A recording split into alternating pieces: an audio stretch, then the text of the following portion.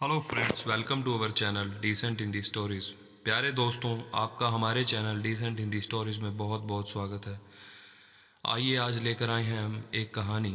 जो लोग ज़्यादा सोचते हैं, बहुत ज़्यादा चिंतन करते हैं, वे ये कहानी अवश्य सुने। आइए शुरू करते हैं एक सुंदर कहानी। एक बार महात्मा बुद्ध जी के पास उनका एक शिष्य अपनी समस्या लेकर पहुंचा। उसने महात्मा बुद्ध जी से कहा, गुरुदेव, मेरा मन बहुत बेचैन रहता है। मेरे मन में तरह तरह के विचार आते रहते हैं। ऐसा नहीं है कि हमेशा बुरे विचार आते हैं, कभी बुरे विचार आते हैं तो कभी अच्छे विचार भी आते हैं। लेकिन मेरे दिमाग में इतने सारे विचार चल रहे हैं कि मैं किसी भी चीज़ पर, किसी भी वस्तु पर, किसी भी चीज़ पर अपना ध्यान केंद्रित नहीं कर पा रहा हूँ।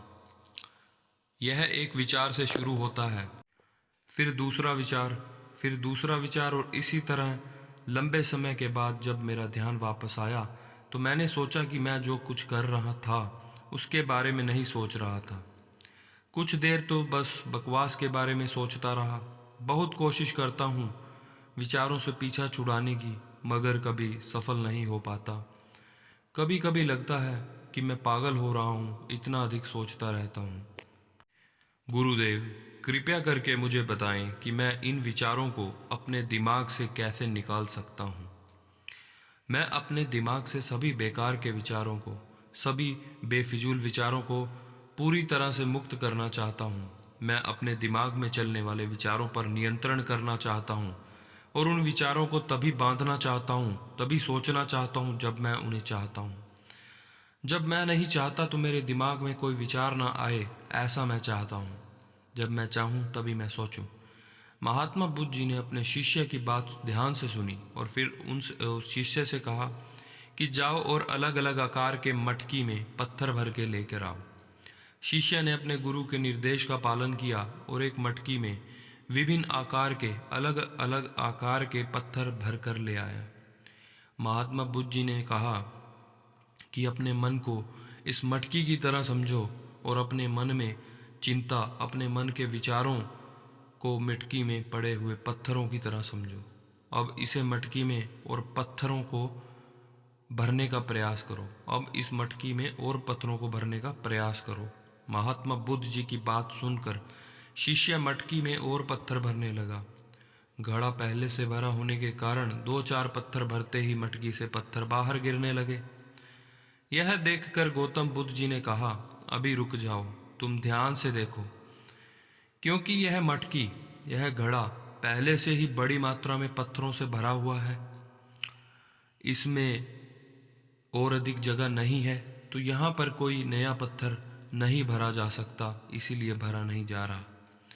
अगर यहाँ कोई नया पत्थर भरना हो तो सबसे पहले इस मटकी से पत्थरों को निकाल लेना चाहिए और फिर मटकी में नए पत्थर भरे जाने चाहिए। गुरुदेव के बोलने से पहले शिष्य ने कहा, धन्यवाद गुरुदेव, मैं समझ गया कि आप क्या कह रहे हैं, कि आप क्या कहना चाह रहे हैं। हमें सबसे पहले अपने दिमाग को साफ करना चाहिए। बुद्ध जी ने कहा, रुको, मेरी बात पूरी नहीं हुई। अभी मन लगाकर दिमाग से मेरी बात पूरी तरह सुनो।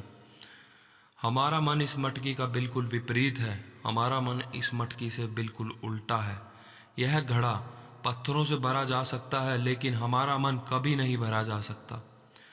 हमारे मन में जितने अधिक विचार आते रहेंगे, उतने ही अधिक विचारों के आने की जगह होती रहेगी।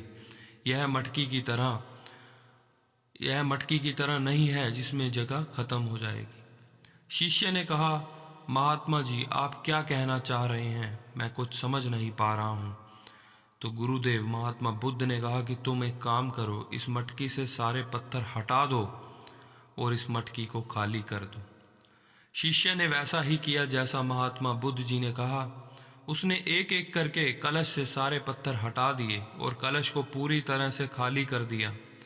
गुरुदेव ने कहा कि अब तुम इस मटकी को एक पत्थर से भर दो और उसी मटकी से दो पत्थर बाहर निकालो।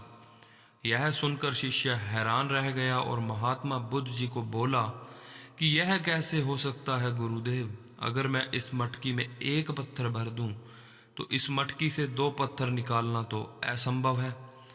बुद्ध जी मुस्कुराए और बोले, ठीक है, इस मटके में 5 पत्थर रख दो और इसमें से 10 बाहर निकाल लो।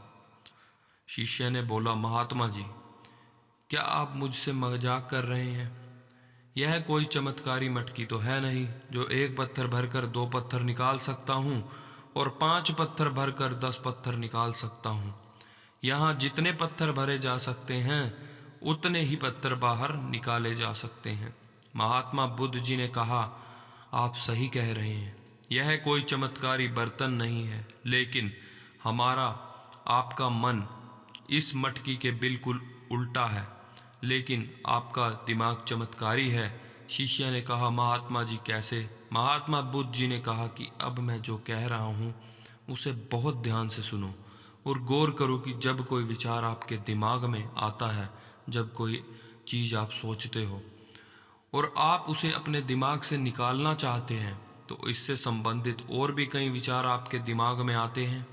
फिर जब आप उन विचारों को ख़त्म करने जाते हैं तो आपके दिमाग में 10 नए विचार और आ जाते हैं। आप 4 को ख़त्म करने गए तो 10 विचार और आ गए। आप एक के बाद एक विचार पकड़ने की कोशिश करते हैं और तुरंत 10 नए विचार आपके पास आ जाते हैं।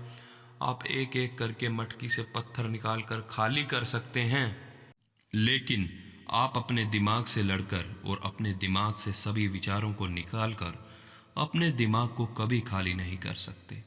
सब कुछ सुनकर शिष्य निराश हो गया और कहा कि मैंने आपकी कही हर बात समझ ली, मान ली, अर्थात आपके कहने के अनुसार हम चाहकर भी इस माया से मुक्त नहीं हो सकते।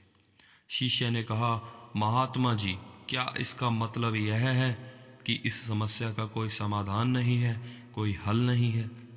लेकिन महात्मा जी, आपने एक बार कहा था कि सभी समस्याओं का समाधान खोजा जा सकता है, तो यह बड़ी समस्या जो केवल मेरी ही नहीं बल्कि मेरे जैसे हजारों लाखों लोग लगातार अनुभव कर रहे हैं, क्या वास्तव में इसका कोई समाधान नहीं है गुरुदेव? गुरुदेव महात्मा बुद्ध जी ने कहा, अवश्य है। सबसे पहले तुम एक काम करो, पहले तुम इस आधे मटकी को पत्थरों से भर दो, इस मटकी को पत्थरों से आधा भर दो। शिष्य ने ठीक वैसा ही किया। महात्मा बुद्ध जी ने कहा कि इस कलश में किसी भी एक पत्थर से मेरे लिए एक छोटी सी सुंदर मूर्ति बना दो।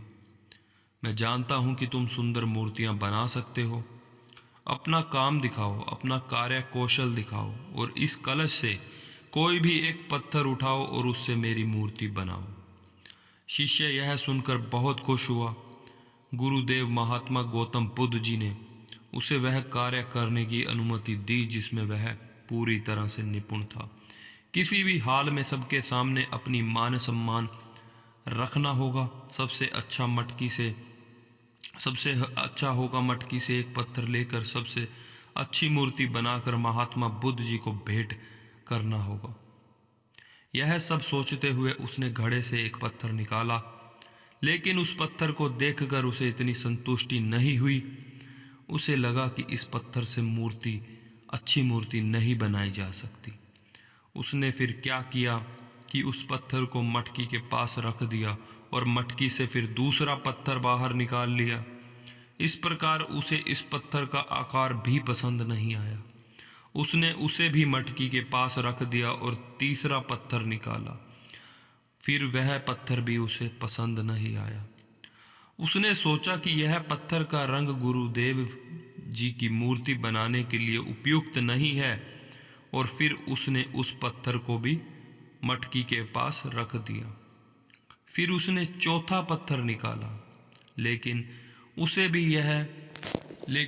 यह पत्थर भी अच्छा नहीं लगा। फिर उसने मटकी के सारे पत्थर एक एक करके बाहर निकाले, क्योंकि उनका विचार था कि यदि कलश में कोई अच्छा पत्थर मिल जाए तो गुरुदेव के लिए एक बहुत ही सुंदर मूर्ति बन सकती है। अब वह व्यक्ति, गुरुदेव का शिष्य, उलझन में पड़ गया। उसने यह सोचा कि कौन सा पत्थर निकालूं और कैसी मूर्ति बनाऊं जो गुरुदेव के लिए अच्छी और सुंदर हो। गुरुदेव महात्मा बुद्ध जी बहुत देर से यह सब देख रहे थे। उन्होंने शिष्य के पास आकर कहा, मैं तुम्हारी परेशानी दूर कर रहा हूँ। कलश में से जो पत्थर तुमने सबसे पहले निकाला था उसी पत्थर को चुनो। अब तुम कल्पना करो कि तुम्हारे पास केवल यही एक पत्थर है और कोई पत्थर नहीं है। अगर तुमको मूर्ति बनानी है तो तुमको इस पत्थर से ही मूर्ति बनानी होगी। अब तुम इस पत्थर से एक सुंदर मूर्ति बनाओ। मैंने वैसा ही किया जैसा गुरुदेव महात्मा गौतम बुद्ध जी ने उसे बताया, और देखते ही देखते उसने उस पत्थर से एक बहुत ही सुंदर मूर्ति बना दी। मूर्ति बनाने के बाद उन्हें एहसास हुआ कि यह उनके द्वारा बनाई गई अब तक की सबसे अच्छी, सबसे सुंदर मूर्ति है। उसने वह मूर्ति गुरुदेव गौतम बुद्ध जी को भेंट की और कहा कि गुरुदेव, मैंने कभी भी नहीं सोचा था कि इस पत्थर से मैं इतनी सुंदर मूर्ति बना सकता हूँ। मूर्ति को देखकर गुरुदेव महात्मा बुद्ध जी बहुत प्रसन्न हुए और कहा कि जब हमारे पास एक से अधिक दूसरा विकल्प नहीं होते हैं तो हम इसे सफल बनाने के लिए अपनी सारी ऊर्जा लगा देते हैं, और अगर हमारे पास और ज़्यादा विकल्प होते हैं तो हम पत्थर ही चुनते रह जाते हैं और कभी भी मूर्ति नहीं बना पाते। हमारे मन में एक विचार के पीछे हजारों विचार खड़े होते हैं। हमारे मन में अनेक विचार होते हैं और हम अलग अलग विचारों के बीच भटकते ही रहते हैं, बिना उस विचार पर ध्यान दिए जिस पर हमें अपनी सारी ऊर्जा केंद्रित करने की आवश्यकता होती है।